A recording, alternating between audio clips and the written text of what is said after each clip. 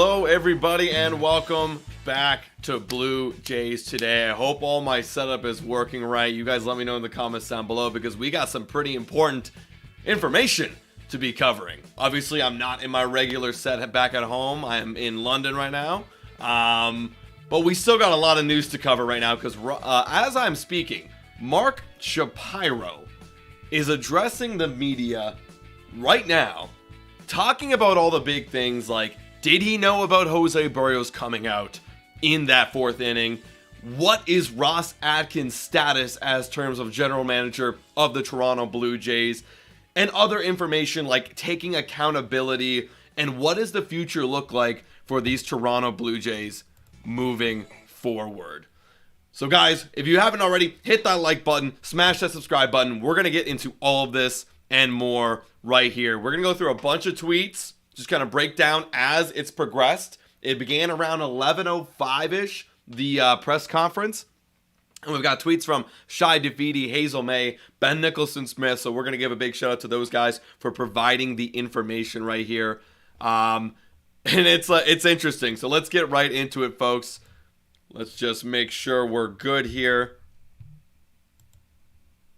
Boom. There we go. All right, first things first, guys. Shai Davidi has the tweet right here, quoting Mark Shapiro when talking about the fans. That was the number one thing that kind of started off, was Mark Shapiro came out and recognized the fans' anger, recognized the fans' disappointment. He says that Blue Jays president Mark Shapiro said he thought a lot about how much we let down the fans, and the accountability lies with him. Now, that's a big thing that we were kind of saying throughout the entire week on this Blue Jays Today show and our podcast was we needed to see some sort of accountability from Mark Shapiro about this loss. And I was watching a bit of it. It's still going on right now, but I was watching a bit of it, just kind of getting the body language, kind of getting the response. And I've always liked Mark Shapiro. I've always liked Ross Atkins, but obviously we're blaming people right now, and that's why we're kind of bitter towards Ross Atkins. But I've always liked him, and he owned it. He owned the accountability on why the Blue Jays are doing bad. Just saying, hey, look, it's in the end of the day, it's his responsibility because it all goes back up to the top. If it doesn't work out, he's the one at the top making the decisions, being the president of the Toronto Blue Jays. So I like that. That's a good start for me personally. That was a good start. Moving on, this is the big news. This is the news that everyone wanted to see. Hazel May saying Ross Atkins will be back as general manager per Mark Shapiro. That was one of the first questions in this press conference, folks, was that he would be back. Or if he was going to get fired, and he said, yes, he will be back as general manager. I said this, I didn't think he was going to fire him. They've been working together for way too long for him to just dramatically fire him over a press conference. It wasn't going to happen this way. He goes on to address, I believe, over here, yes. He continues with the Ross Atkins statement saying, look, and I actually appreciated this part, saying Ross Atkins needs to get better. At the end of the day, I think he recognizes just like he's recognizing for himself, if they do not win and they do not advance moving forward than the previous year, then it's a loss and they need to get better. So I actually appreciated him kind of calling him out a bit. You know what I mean? He did call him out saying he needs to get better. Whereas Ross Atkins in his press conference, he called out John Schneider, kind of put the blame on him, saying that he didn't know anything about Jose Berrios. We're going to get to that in a little bit later. But didn't take accountability for himself. So Mark, being the guy he is, he's kind of putting some responsibility on Ross, saying he needs to get better. But, and I know a lot of people are going to freak out about this. A lot of people are going to get their underwear up their butt cracks when they hear this. But he's done a good job. That statement right there. He's done a good job. It followed up with a bunch of questions from the media. They were asking a ton more. We're going to get into that. But for me, when I heard that, look, before this season, I think we can all agree. Before this season, yeah, maybe we can agree. Maybe because you're thinking about the trades. But I think we can agree that Mark Shapiro did a good job, or not Mark Shapiro, Ross Atkins did a good job taking the team from literally being a losing 60-win team, building it back up to a competitive team where we're making playoffs 3 out of 4 years in the prime, okay? We did that. That was a good job, okay? However, moving forward, I think his job needs to be assessed if he can't get past the hurdle of moving into a competitive deep run, kind of like the Phillies are doing right now. Big shout out to the Phillies. I'm kind of rooting for them to do something really good against the Atlanta Braves. If we can't get to that kind of level next year, with a window closing with 2 years left of Vladdy and 2 years left of Bo Bichette, I think you can now say he's not doing a good job for the team right now. I think it's kind of, and he kind of addressed it, it's kind of premature to fire Ross Atkins for one bad year of expectation out of, God, how many? 6, 7, 8 years he's been with the Blue Jays? I think the sample size of good is outweighing the sample size of bad. So that's why I thought he was not going to get fired. I know the emotions want him to get fired. You know, someone's got to take blame. But I think that there's people on different places in the organization that probably need some accountability taken, like the analytics department we've been talking about, the offensive strategist, the offensive game planning. Whatever groups are in charge of that need a new face. Real quick, guys, before we keep going, we've got 129 people in here, guys. Hit that like button and smash the subscribe button. We are covering this. I'm literally in the middle of my work, so shout out to my work right now. They wanted to schedule a meeting like literally right before I was going to go live, and I said, no, I gotta cover Toronto Blue Jays really quick. So, guys, hit the like button. Just support the boys in trying to do 2 full-time jobs while doing this channel. So that's kind of my thoughts on the good job part. You guys let me know in the comments your thoughts, and in the live chat too about your thoughts on the good job part. He also goes in to say that more specifically, they need to score more. I mean, that was obvious. I mean, you're kind of not saying anything that we don't already know. And be better on bases. Yeah, we already knew this. A higher level, and he also says a higher level of communication, of transparency with players and staff, because a lot of players, like we've seen in the last few weeks, Matt Chapman, Whit Merrifield, had no idea that this was coming, that the pull of Jose Berrios was coming, that what we were going to game plan was coming. So I think having an organization that has transparency is going to not only help you hopefully perform better on the field, but it's going to help you attract more free agents and people coming to this team. Because why would I go to a team that doesn't communicate with the players of the game plan? You know what I mean? So I think that's a good thing he stated that, just to put it out there for not only just, again, for the fans, for the media, but for free agents, for other players. Does it mean anything? Probably not. We need to get better at this. Doesn't mean anything. But it's accountability in saying that we need to get better. That's all it is. Moving forward. This actually kind of commented on what I was saying. The body of work is undeniable. Mark Shapiro commenting on Ross Atkins. But he does agree that there are issues that need to be worked through. Okay? Just like, kind of just commenting again what I'm saying. Just reiterating, putting an exclamation point on the whole Ross Atkins bit. Now, this one I thought was really, really juicy.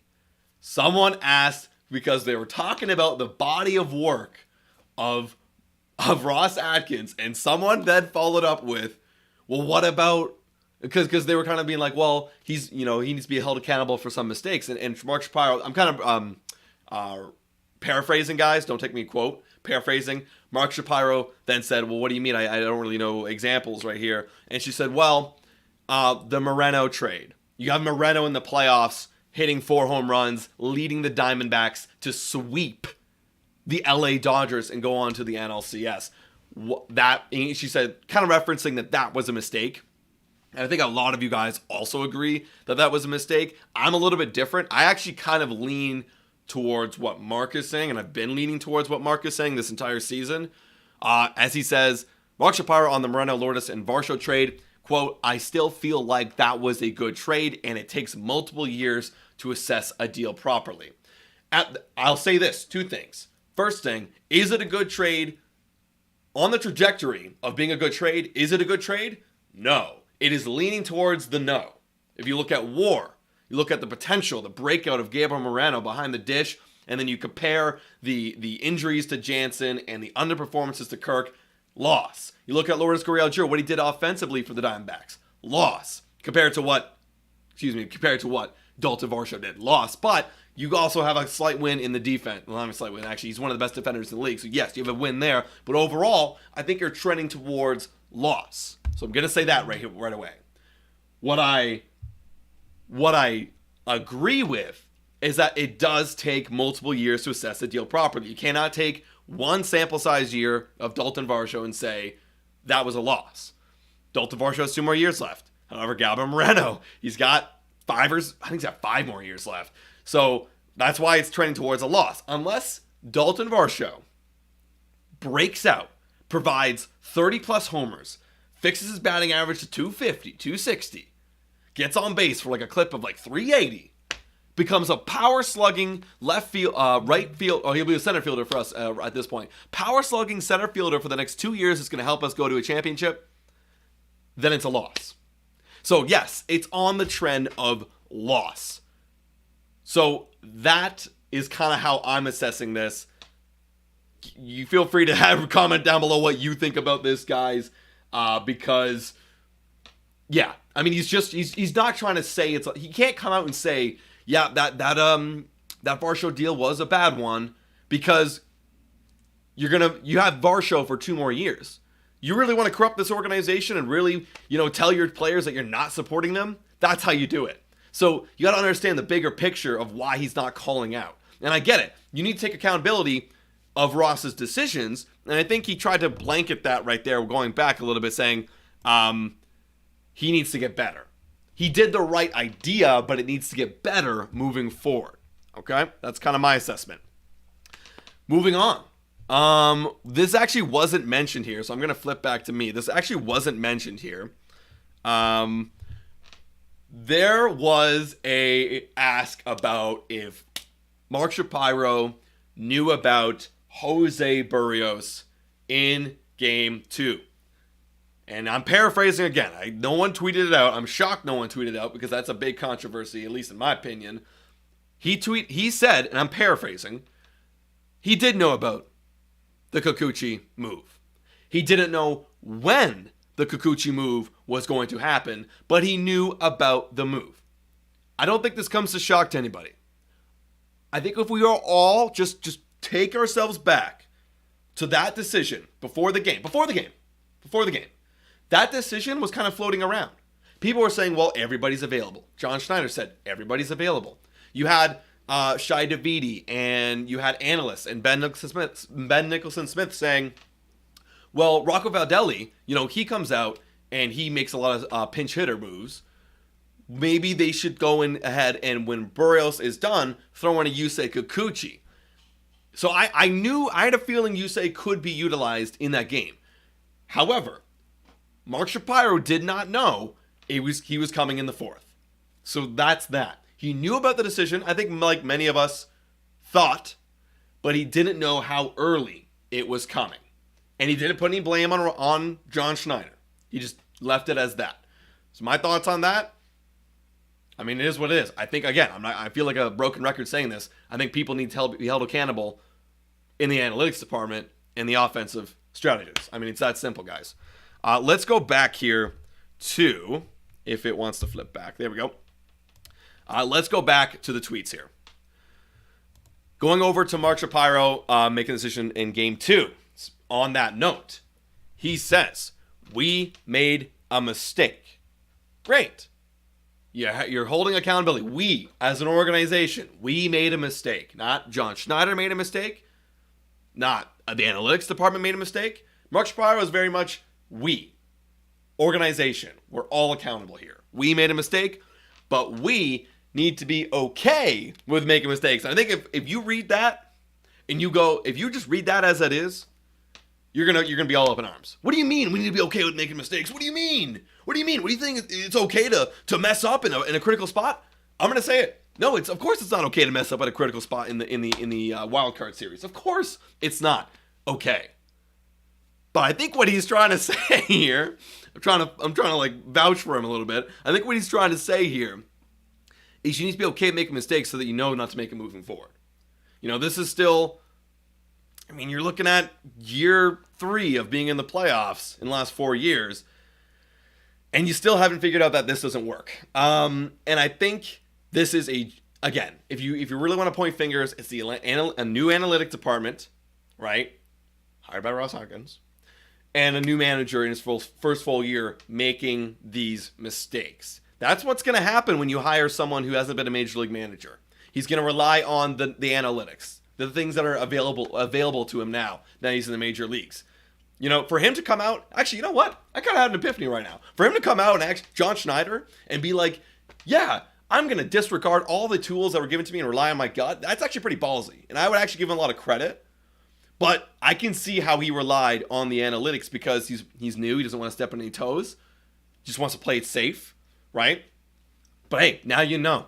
We're all still emotional about it, but at least you know now. There's no point dwelling on the past. I will say it 1,000 times. I still think someone needs to be changed in the analytics in making that decision.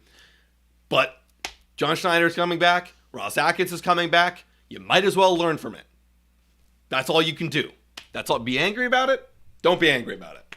You decide.